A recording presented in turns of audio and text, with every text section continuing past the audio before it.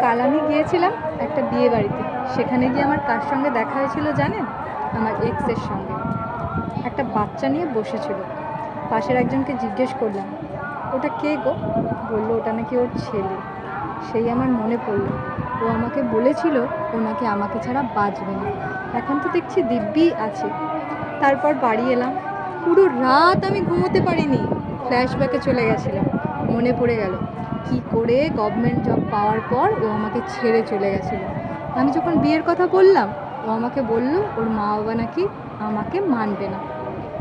আমি তখন ভাবলাম প্রেম করার সময় এগুলো মনে ছিল না।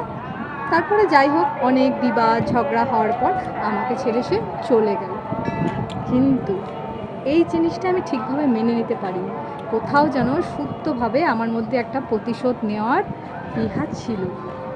আমি ওর প্রতিশোধ নেব। কি করে? আমি একটা প্ল্যান বানিয়েছি। আমার যখন একটা মেয়ে হবে, সেই মেয়েকে ওর ছেলের পিছনে আমি লেলিয়ে দেবো। আর যখন ওর ছেলে আমার মেয়ের পিছনে ঘুরঘুর ঘুরঘুর করবে, বিয়ের কথা বলবে, তখন আমার মেয়ে ওকে বলবে আমার বাড়ি থেকে মানবে না। তাহলে টিট ফর ট্যাট হয়ে গেল।